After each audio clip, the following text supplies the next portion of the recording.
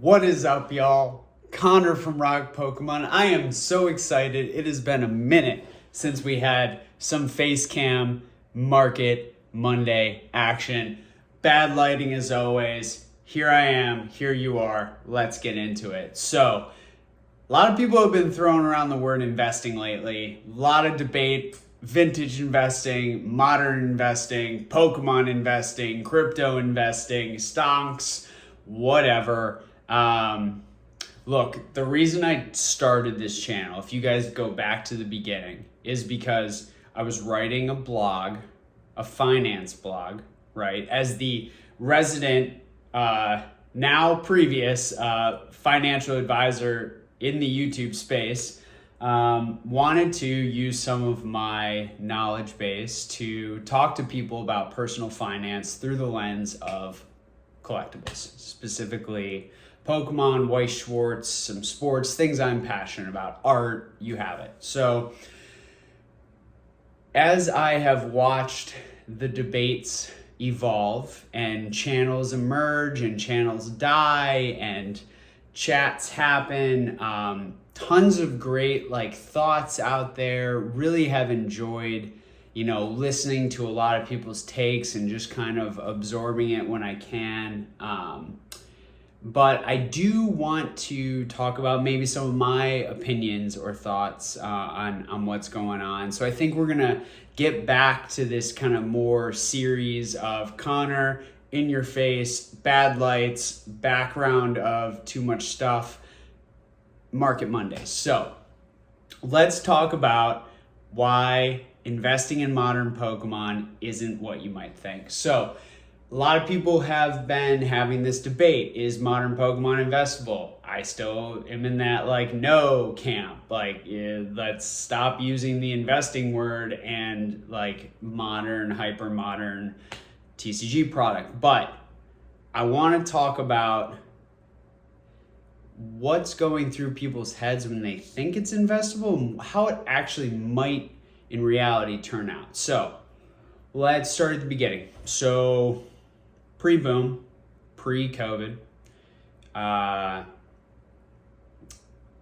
think the best way to describe the couple years before that we were in was quite healthy for global economies, for the stock market. You have it, right? The bull tear of the stock market, coupled with very healthy global economies, for the most part, right, led us to a place where people had high levels of disposable income. Things are pretty good, right? Overlay that on Pokemon, you've got 2016 evolutions, creates kind of a spike. Pokemon Go's back there too. Kind of fluctuate through and then obviously explode into the hype. But when you think about that era, it was easy for modern sealed product, right? Something like, Battle Region now, or a VMAX Climax, right? Or your English, your Cosmic Eclipse, whatever. Who cares? It was easy for that stuff to go up. High level of demand, supply cannot satiate that demand. Mix that in with some hype and some, breaking culture start to emerge, and you got yourself a perfect storm for raising prices. People forget the early 2010s where product was just dead and sat there and did nothing for many years. So I think there's this it's not the when people talk about Pokemon product always goes up. I don't think it's actually them talking about the boom period. I think it's them talking about the frame of reference of just the 2 to 5 years before that they might have been involved in the hobby as well, because it was really good times for the most part for product. There were very much fluctuations, between Evo and 25th anniversary, / COVID, right? But all that to be said, different era than mid 2000s, early 2010s into 2015, 16, right? So totally different. And I think when people think about buying modern booster boxes, buying this, or everyone's favorite just dropped on Pokemon Center somehow, Hidden Fates ETBs. You know, when people think about that product, they've thought, yeah, know what? I bought that for $100. Now it's $150. Everyone's doing great. Send it. And they haven't really thought about why that's happened, right? So why we've seen that happen previously, I think, is a lot of, you know, some genuine demand, right? And some hype-driven demand, obviously, as well. But I think there's two kind of things that play into it. One is that sealed collecting is having a renaissance. Like, it is breaking out like no one has seen before, in my opinion. As a guy who, until recently, had a safe full of like Japanese vintage packs and a few other products, like have broken most of those now, and we'll get into that. You know, I was a kind of a sealed collector, and by kind of I mean very, but not like as much booster boxes or English, just most or modern per se, mostly like vintage product, mixed in with, you know, a couple ETBs I might like over time, etc. Anyway, collection boxes, what have you. But I think there is this new era of sealed collector that has developed, and it is unlike anything the hobby has seen before, in my opinion, when it comes to modern sealed collecting. I'm not sure people actually like to collect sealed. Some of the stuff looks cool, takes up a hell of a lot of space. I don't know how you go about collecting like every ETB from ever, because it's a ridiculous amount of space, but we're talking collecting. We're not talking stashing away pallets of booster boxes. We'll get to that. But just sealed collecting as a whole is really exploding. So you have that has driven, you know, a lot of price movement, as well as demand coming through, especially because of breaking culture, right? And that's something I really want to touch on today is this culture of box breaking, whether it's YouTube or whatnot or what have you, has, you know, proliferated through the pandemic, especially because people were dying for a level of entertainment that they could do from, you know, the comfort of their own home. And now when you think about sealed modern product, right, it's the same math we always do, right? You buy a box at $100, you hold it for 3 years, it goes to $150. You take out the like $30 for fees and shipping. Maybe you pay some taxes on top of that. You do like okay, but not great after like taxes and inflation, whatever. Like, then compare it to some stupid like stock index and make like no sense whatsoever. But like, we're just gonna, you know, whatever. I'm never gonna play that game, but that's like before, in my opinion, right? Like, that's kind of what we've seen. What I think we're gonna see going forward is that I really think what you're betting on when you buy a box, a sealed modern product, let's say they give anything, right? This is, you know, let's say that same example, 100 in 3 years, it goes to 150, just any product. What I really think you're betting on is breaker culture, especially when it comes to booster boxes, English, Japanese especially because of how price accessible it is for a lot of people, but maybe Japanese sometimes on a quicker turn cycle, right? Because you're getting exposure to the set, you know, before it comes out in English, so that's like a compressed, you know, return profile, right? Over like a month, right? Releases, you break it. But, you know, again, the caveat from before being, you know, sealed collecting has gained unprecedented popularity, right? But, you know, there's always going to be, you know, churn in that space from display, you know, too much space, or someone rips it and they want to buy another one, right? There's always that churn. But I really think what people are betting on, without really understanding this is what they're speculating on, is the proliferation and consistent growth and the staying power of breaker culture, of people loving to participate in box breaks, and that continue to play out for years to come. Certainly Whatnot, has done a tremendous job of building an amazing business, has raised money at $1 billion+ valuation. I mean, just a huge business at this point, huge software business effectively. So there is, however, in my opinion, a misunderstanding, even when people start to realize that, right? Like, it's this breaker culture. Like, I'm gonna be able to sell my boxes to breakers down the line. I don't think that's it. I really think what people need to realize that they're betting on, and very, very few, even myself included perhaps, are going to be able to execute on this, is you're not betting just on breaker culture. You're betting on your ability to monetize your following by selling them this product. And what do I mean by that? I mean, you today have a YouTube, an Instagram, a whatever, you build a following, you might sell into it now.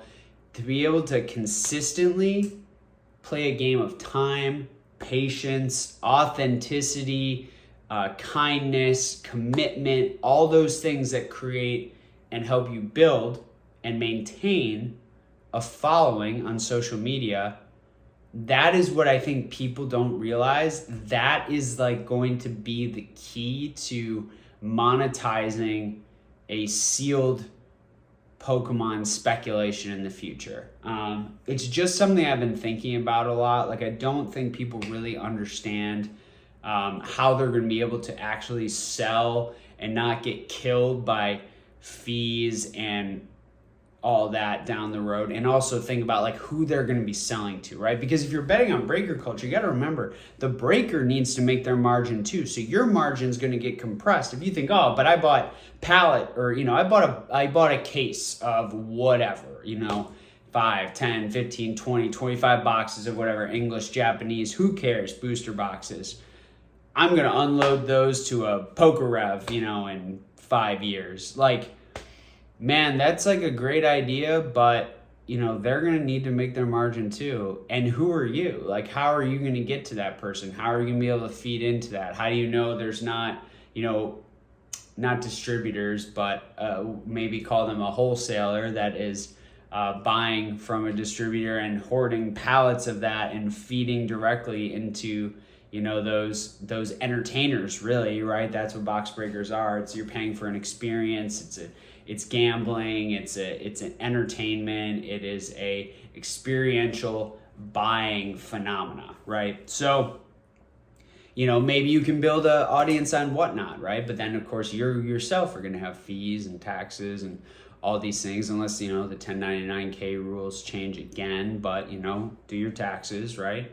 Obviously, there's people that might, buy this box for $50 from Japan, and then, or could even be 60, right? And then there's 20 packs, and they might gross $90 on that, and they might do that like 20 times and do pretty well over a short period of time, and it might be all cash, and hypothetically speaking. But there's going to be more and more hurdles to you selling in this space as the space grows.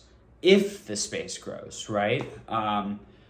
Like, the IRS, the government, and companies are not stupid. The ones that make the most money are the ones that get cuts of every transaction in some way. And there's only going to be an increased level of that. Not to mention, it's like I said, going back to the beginning, we came out of a very wonderful economic period, right? No one has any idea what's going to happen going forward. No one has any idea what the disposable income profile of the majority of the people in these hobbies are going to look like. So we don't really know how, even that demand side is going to play out from a, 1, 3, 5 year period. I always say this about, really any price movement of anything, prognosticating on short-term price movements is a fool's errand, right? There's so many factors that you cannot possibly predict especially as just an average Joe in any area, right, that make it almost impossible for you to win. So what am I saying? I'm saying that be very careful with, how do I say this? I started this channel because I wanted to convey some personal finance elements through the lens of these collectible products, and in that, help people make informed decisions about how they spend their money. And I just want you to think about, if this is you, if you are listening to a channel that is telling you to invest in modern product, I'm not saying that person is right or wrong. I'm saying you need to think about why you're making the purchase today, how you're going to exit it in the future, what the risks to that are, because there's a myriad of them, right? And it's really about assessing, what can actually happen over that period. And we as humans are very good at self-rationalization, right? We are very, very good at convincing ourselves of things that are not true in order to justify the actions that we are taking. So think about those risks, think about your time horizon, think about your exit strategy, and realize that a lot of this is, again, it's a long game. It's going to take a commitment to consistency, to ethical behavior, to kindness, to being, patient, to being a good human and a good seller, and also maintaining a social media presence on a platform that might not even exist by the time you're ready to exit, right?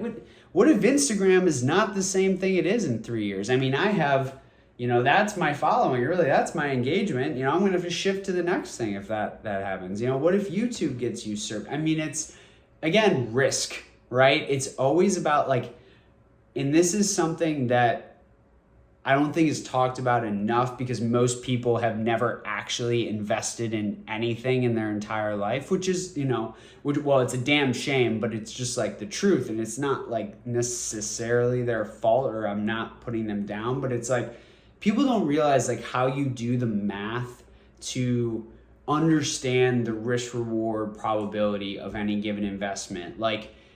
Things are not binary. They are very multivariable. They have many components that go into them. There are probabilities assigned with specific levels of outcome. And, it's not this nerd pen and paper, or Excel spreadsheet necessarily type of thing. Sometimes for people who have been the most successful at, we use that term investing in their lives, and this is more of a personal finance thing and just a market commentary thing, a lot of that is gut and instinct that comes from just being able to kind of do the math in your head, as and maybe not the literal math, but the just the probability. It's a mix of gut and prior knowledge and being engaged in a market for a long time. So what am I trying to say? I am trying to say that you should be careful. You should understand the risks of everything you do. You should understand why you're buying, when you would want to sell, why you would want to sell, what the target is for when you want to sell, both in time and dollar terms, what the inherent risks are to that, what the hurdles will be, what the things that will eat away at your return will be, whether it's fees or taxes, what have you. Understand all these things instead of just shooting from the hip. And you will probably end up better off over time. You might get lucky. You might just shoot from the hip and be fine. But, I'm a freaking OCD Excel spreadsheet in my brain type of guy. So I like to evaluate risk. I'm an investor at heart. So I have that analytical research side to me, coupled with that kind of softer side, which is why I was a financial advisor for 8 years. My firm managed billions of dollars. I wasn't just some silly insurance agent, right? I actually did this for a living, and we'll touch more on that at some point on during this channel, because I do want to have more open discussions with people about economics and stock market and things like that. Yes, we talk about Pokemon and stuff and other TCGs, but it's all through that lens of what really drives the consumer, that demand side, and then the supply side as well, understanding business. So remember, you know, you got to figure out who your buyer is going to be at the end, right? There's price sensitive collectors, there's price sensitive breakers, then there's you. So you're going to have to make a bet on you to monetize a following that you create. And that's probably going to be your best escape valve for some of this speculation, right? If you really want to maximize the returns on your speculation on modern sealed product and also have some fun doing it and also build some relationships, because that is what this hobby is all about. It is about the relationships. It is not about these silly pieces of cardboard. As much as we love them, I am in a very strong opinion that the best part of this hobby is the fact that we get to spend time together, virtually, in person, opening cards, talking about the hobby, living life together. So I don't know, I'm feeling good, y'all. I'm excited to kind of get back to some of these like talking head videos. Leave me some comments down below. Please give the video a like if you did like it. Give it a dislike if you didn't, and give me some feedback. Love to have my opinions challenged. Again, no video is ever perfect. I am literally, you know, going back to what I said before, I'm basically shooting from the hip here with a few notes. But y'all know I love to speak. I love to chat about this. Hopefully we'll be doing more podcasts coming up, more live chats as well. But yeah, y'all, I am Connor from Rock Pokemon. This has been another Talking Head, poorly lit Market Monday with a slew of Poke Dreamer in the background. Shout out to him for all my awesome displays. So hope y'all have a great week. Go crush your goals, stay focused, and as always, collect what you love, but do it intelligently. See y'all soon.